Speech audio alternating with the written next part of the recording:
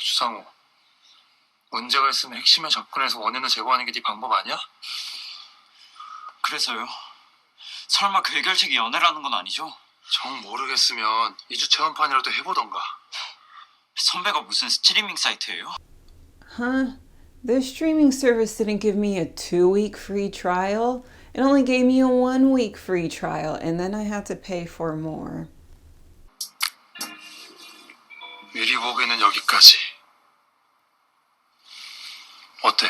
구매 욕구가 좀 생기나? Hello everybody, it is Pride Month as I'm filming this, which means that everything outside is completely doused in rainbows. Everything on the internet is also rainbow-fied, including the website Rakuten Viki. The logo not only turned rainbow, but we also see some transgender pride colors. In my few weeks of using this website, I have not found that content that would correspond with, I have not found the transgender content. I have found some of the rainbow content through looking at BL and GL. BL stands for boys love, which is basically gay love stories between two men. And then GL stands for girls love, which is lesbian love stories. And as you can see through this screenshot, there are significantly fewer GLs than there are BLs. I did watch some of the GLs since there weren't very many. This Japanese drama, Yuri or Another, it wasn't my cup of tea, so I didn't really get into it. And then there's a Korean movie. I cannot say whether I like it or dislike it. I can only say that I watched about a minute of it and I could tell right away that the subtitles were off. Therefore, I did not continue watching. 안녕하세요. 모텔리어 다희입니다. 여러분은 오늘 밤 어떻게 보내고 계신가요? So I have some good news and bad news. I went back to rewatch Motelier in order to screen record the clip and show you how off the subtitles were. But when I went back to rewatch it, to my surprise, the subtitles were timed perfectly. So when I first started watching it, maybe my computer was having a day and wasn't syncing up the subtitles right. I don't know. But I was able to watch it. That is the good news. The bad news is this movie is not good and it doesn't count as GL. And it's sad because it's one of the few things in the GL category on this website. Motelier tells the story of different characters, different couples that went to a love motel. At the 50-minute mark, we are introduced to what could be called the GL pairing. We have two girls. They are discussing their sexual history with their ex-boyfriends, and they were not very satisfied with their ex-boyfriends, but they're also not very satisfied being single and having to do things themselves. So they go to the love motel, they experiment with some sex toys, and then they experiment with each other. And then about a month later, they both have boyfriends that they are sexually satisfied with. This girl can't wait to go back to her boyfriend with his big. So that's that on that, I guess. Yeah, that's that on the GLs. But on to the BLs. There were significantly more. And I'm gonna be honest with you guys. When I first started watching these BLs on Rakuten Viki, I had just come out of watching The Glory. I was watching and rewatching The Glory. And The Glory is amazing, spectacular. I loved it. However, very heavy to watch. So I wasn't really looking for something very lengthy, slow paced, angsty. So when I started watching The Eighth Sense, I couldn't get into it at first. I just wasn't in the mood for that show at that specific time. But that is one of the shows that I first started watching about a month ago on Rakuten Viki, but I couldn't get into it at first. So I kind of dabbled around. I watched a little bit of Love Mate. Then I remembered, oh yeah, there's this really popular K-drama that I heard a lot about, and I just so happened to have this free trial week. I should use my free trial week on this specific BL, Semantic Error. And it was just what I was looking for at the time. At the time, as much as I loved a lot of the K-dramas that I watched on Netflix, I was not looking for something with super duper long episodes. I saw that a lot of these BLs had like 25, even 20-minute long episodes and only 8 episodes. And I was like, okay, great, that's not a huge commitment for me. And it was light and funny and what I was looking for at the time. Now, Semantic Error tells the story of two polar opposites. They become enemies, but then they fall in love over the course of the story. So on one hand, we have Sangwoo. He is very rigid. He sticks to a strict routine and his social skills are nowhere to be found. He just doesn't have a lot of friends because he doesn't see the point of that. He sees the point in just working hard, doing what he needs to do, and not being bogged down by other people. But unfortunately, he was in a group project where every single one of his teammates were complete slackers. He did the group project all by himself, and then at the end of it, he called out his group members. He said, I did all the work, I deserve all the credit. My other group members contributed nothing. They were nothing but freeloaders. And that very negatively affects one group member in particular who was just so goddamn lazy. He didn't even show up to class at all, didn't do anything regarding his school project. Then he ends up failing that class because he did not do the work required for that class. And then he's like, what the fuck is... I can't graduate because of this guy? Because this guy didn't allow me to take credit for a project that I contributed nothing towards. So jaeyoung is not happy about that. He is not happy about his graduation plans completely falling through, even though it was 100% his own damn fault. But he doesn't see it that way. So he is on the lookout for Sangwoo, and because he never showed up to class, he doesn't even really know who this guy looks like. And Sangwoo doesn't even know Jaeyoung's name because he just has the group members' names in his phone as Freeloader 1, Freeloader 2, Freeloader 3. He's Freeloader 3. Anyway, but Sangwoo is working on a video game and he sees Jaeyoung's artwork and he says, I want to work with this designer, not knowing that this was the same guy that he screwed over when it came to the whole graduation thing. So he wants to set up a meeting, and of course he is there on time. He has everything out. He's ready to go. He's like, gee, why is this other guy so late? Jaeyoung could have shown up on time. There was no reason why he couldn't show up on time. But no, he was too busy dancing down the steps, grabbing handfuls of dead leaves from the ground, tossing them in the air, twirling around with his eyes closed, sucking on a lollipop, and just dancing his way to the classroom with no concern at all about how he's making somebody else wait for him. He just doesn't give a shit. He makes no apologies when he gets there. 그쪽은 주성우 맞죠? 늦으셨네요. 생각보다 잘생겼네.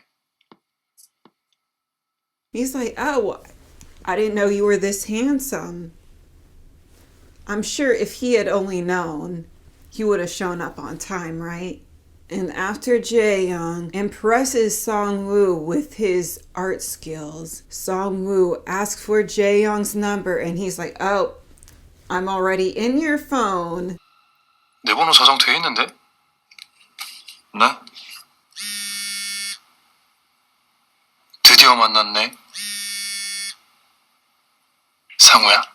And then it is revealed that they were supposed to work on that team project together until Jaeyoung slacked off and then he didn't graduate and he's blaming Sangwoo for that. 근데 협상의 여지가 아예 없는 건 아니야.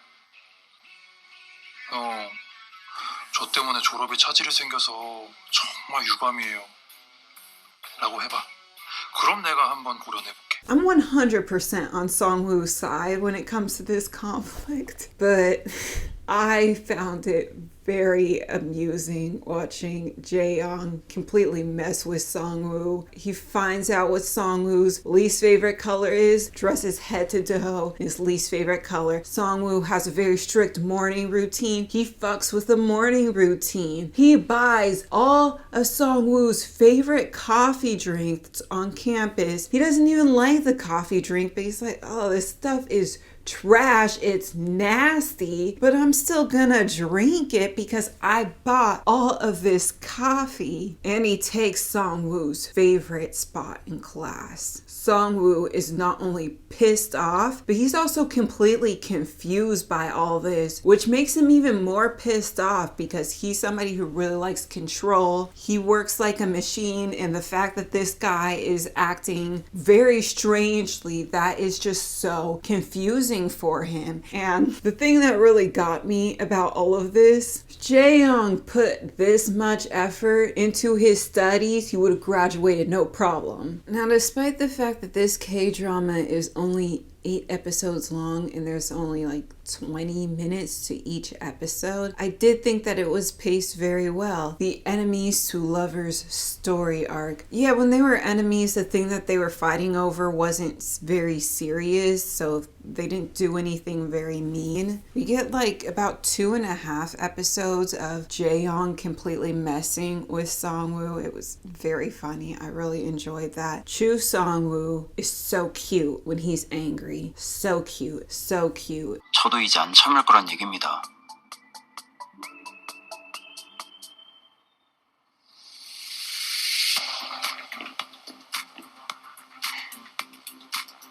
박력보석. But later on in the series, Jaeyoung realizes how cute Sangwoo is when he's not angry. Oh my goodness, when Jaeyoung makes Sangwoo smile, and then that makes Jaeyoung smile, look at him, he's smiling because of me. That's more rewarding than when you were messing with him. Anyway, there's so many things that I liked about this drama. I kept saying it's very fun. It is very funny. I love the OST. I like the atmosphere too. Like when they're in the props room and you see that little crystal lamp, the music that was playing and they're hiding, and the way that Jaeyoung teases Sangwoo, like he pulls on his ear, he starts poking on his cheek, and then he leans in for what looks like a kiss, and that's when Sangwoo had that very physiological reaction that was very confusing to him. And as I mentioned, when this guy gets confused, he also gets angry because he doesn't like being confused. He likes everything being put in its proper place. He likes order. He does not like chaos, and this guy is chaos personified.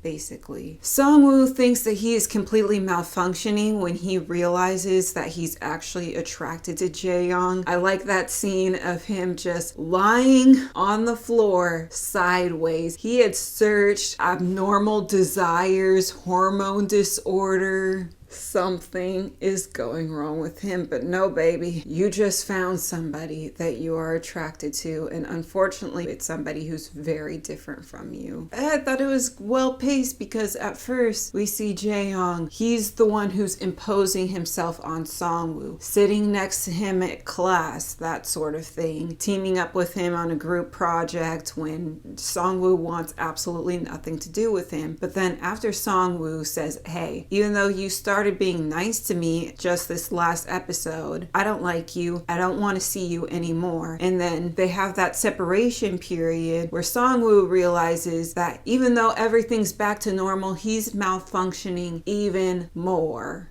So I did like that we got to see Sangwoo take the initiative and try to work things out with Jaeyoung. So after I watched that, I did watch some other BLs, but then I was like, I would take breaks from that and then I would watch Semantic Error again and again and again. And when I look at the ratings for the different BLs and GLs, it's very interesting to see. That GL movie that I mentioned, the Korean GL movie, I think it only had like 300 and something ratings in total and not very highly rated. Now that I've seen the movie, the low rating definitely makes a lot of sense. Where Semantic Error had 9.7, over 100,000 people rated it. Very well liked, and a lot of the other BLs, they do have thousands of good ratings. So one of the reasons why I chose to look at KBLs instead of BLs from other countries, I have more experience watching Korean dramas. I watched my first K-drama back in 2007. I remember my opinion at the time was, Where are the gays? I couldn't find them back in the K-dramas in 2007. I didn't know at the time that I could find the gays in the BLs, but I don't even know if there were any Korean BLs back in 2007. But yeah, I've watched quite a few K-dramas over the years. Also listen to K-pop, and I'm not trying to portray myself as somebody who's fluent in Korean culture. I know little bits and pieces. Like, for example, word popo. 뽀뽀해도 돼.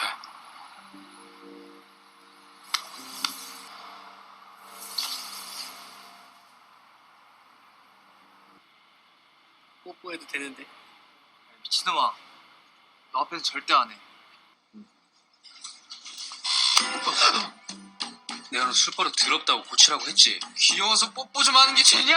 제 만취했을 때 사람들한테 뽀뽀하는 게 술버릇이거든. 오늘 유독 많이 취했네. That means a pet kiss. 우리 라면 먹고 갈래요? 야, 너 지금 그 말 무슨 뜻인지 알고 하는 거냐? 네? 라면 먹을래. 라면은 이미 어젯밤에. I knew what that meant because of K-dramas. After watching those BLs, and then as I kept on going back and watching Semantic Error, I was like, okay, what initially drew me to Semantic Error was the fact that these episodes are short and there aren't as many of them, so I didn't feel intimidated going into it, but I wanted more, you know? So contradictory, right? And I was no longer feeling like, oh, I have to watch something that's light and funny. I had processed things that I had seen from The Glory, and I was willing to watch something that was a little bit more on the angsty side. So then, yes, I did go back to watching The Eighth Sense, and the first episode I think is about 40 minutes long, so the episodes range from about 40 minutes to 30 minutes. So the episodes are longer, there are more episodes, there are 10 episodes, and now it didn't feel so intimidating to me because at this point I was like, it'd be nice if there were bigger budgets and the BL shows were longer and more fleshed out. So I am glad that I went back and watched The Eighth Sense when I was actually in the mood to watch it. I was in the mood to watch something longer and slower paced. So we follow two young men who are in college. Kim Jihyun, who is a freshman in college. He moved in from the country to Seoul, and this is his first time living in a big city. And then we have jaewon, who recently came back from his required military service. These two young men first have a little moment together when Jihyun breaks up a fight between Taehyung. This guy is so unlikable. I have a hard time calling him Taehyung. I like V a lot more than I like this character. This guy is not Jaewon's friend, but as we find out, Jaewon is very approachable, very friendly, which means he also does have some toxic people in his life. But it does also mean that he's very comfortable in approaching Jihyun when he is on his break, and he offers to be this guy's friend. Jihyun then decides to join the surfing club in order to be closer to his crush. 아니, 여자는 여자가 가르치고 남자는 남자가 가르치는 게 편하지. 아, 쏙 가르치는 그딴 게 어딨어. 아이, 그래. 아무튼 내가 저 남자 맡을게.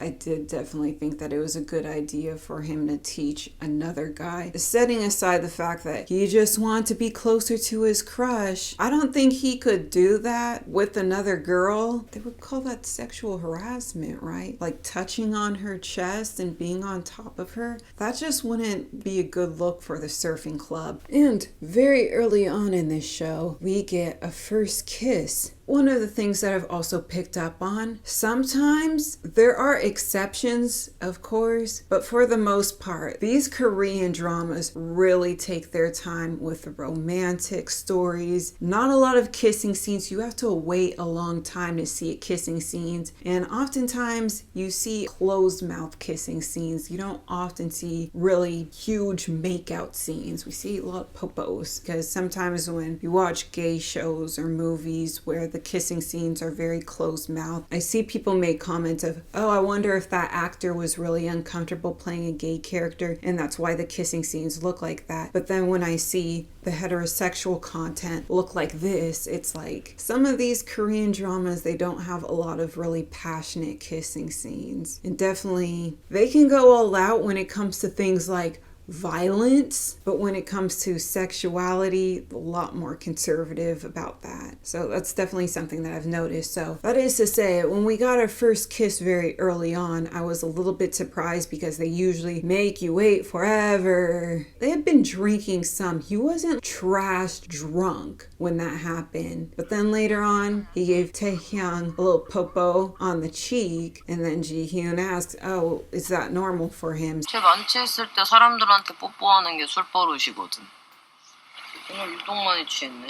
So then he thinks for a while that maybe that kiss that they had didn't mean anything, but I thought it was interesting that they just went for it and they didn't move away. So you might have noticed with some of these clips, I did screen record some of these clips with the live comments. I'm new to Rakuten Viki, so when I first started watching these dramas, I didn't know that they had the live comment feature. So then going back and rewatching, it's very interesting to see how other people reacted to different things. So one of the comments made, people were comparing it to Skam, the Norwegian television show, which was then adapted into, I don't even remember how many languages, but I made a couple videos about that show and about the various adaptations. By a couple, I do mean like 40 videos. Now, been a while since I've gone back and rewatched the original season 3 of Skam. Like, it's been years, but it is interesting that people are bringing that up early on, because I didn't see the similarities early on other than the fact that jaewon has mental illness, but it still wasn't treated the same way as Evan's mental illness, where you find out later that he has a mental illness. In this show, you actually see him in therapy. The opening scene is of jaewon in therapy. It's not a big surprise to the audience that he is struggling in this way. There were some shots later on. These two went on their own surfing trip together. At first, they slept outside and Jihyun said that he would be cold. He gets cold easily. I think the next day he came up with quite a strategy to get his guy to spring for a nice hotel. But anyway, there were some shots that I'm like, oh yeah, this definitely does remind me a bit of Skam, and especially later on in the series, like the upside down one. And then when the characters are going through what you could describe as Hell Week, though it didn't last for just a week, it lasted a long time. There's a scene where Jihyun comes out to his best friend, and it very much reminded me of that scene between Isak and Jonas. 나 사실 좋아하는 사람 생겼어. 근데 여자가 아니라 남자야. Now, something worth noting, before I signed up for this Rakuten free trial, which now I'm being charged for, so it's no longer a free trial. But before that, I hadn't really watched a lot of BLs. But one of the things that I did know about BLs and GLs were that the characters don't really come out. And I think that's the biggest difference between the Asian BLs or GLs versus Western stories about gay characters, because in the West, we do have these harrowing stories of how these characters learn to come out and accept that they were gay and then make that announcement to other people. And then it might take some of the other characters some time to get around, get used to that idea. Sometimes they are not immediately accepted, that sort of thing. But in a lot of these BLs, they're just in a world where that's completely normal. They don't need to make some sort of announcement, which I think is interesting because it's set in a more conservative country. 나는 너가 좋아하는 사람이 여자건 남자건 상관없어. 어떻게 이런 대박 사건을 13년지기 나한테 말 안 해줄 수 있어? 미안. 대박 사건. 김지현이 드디어 누굴 만나다니. From what I've seen, the conflict is basically anything else other than, oh my God, I can't be gay. That's usually not the conflict. So, any closing thoughts? I actually first heard of the terms BL and GL back when I was on Tapas about 6 or 7 years ago. I was reading a webtoon which could be described as a BL. It was a love story between two guys, but was written by a Western author, not an Asian one, even though it was on an Asian website where a gay love story would be categorized as BL. And I remember people in the comment section would say, oh, I really like this BL. And then the author would be like, I don't write BL. This isn't a BL. BLs are problematic. So that had been turning over in my mind ever since. But from what I've seen, it doesn't seem so problematic. There are some elements in some BLs that are problematic, but I don't think that it's any worse than any standard heterosexual romance in terms of things like not respecting your partner's boundaries, that sort of thing. But it doesn't seem more commonplace in BLs than it is in heterosexual romance. There is the question of why are there so many more BLs than there are GLs? Why do female audience really gravitate towards stories of gay men? Or not just the female audience, but also female writers and directors. You could say the same thing about Western shows about gay people. When it comes to GL, for what it's worth, I do see people in the comment section asking for GL. They do want that sort of content. I found one GL from Taiwan that was geo-blocked for me that I couldn't watch, but when I looked at the reviews, there were people saying, I have been searching this website for GLs. So they were looking for it. Thailand very recently came out with its first GL, Gap the series. Those episodes have millions of views on YouTube. And I saw in the comment section very highly rated comments, people saying, we need to support this show. We need to show that we want more GLs. If you watch this far, tell me in the comments below, have you watched any BLs or GLs? What is your stance on this genre in general? Do you happen to have a favorite BL or GL, or is there something that you really don't like? Or let me know in the comments down below. Thank you so much for watching.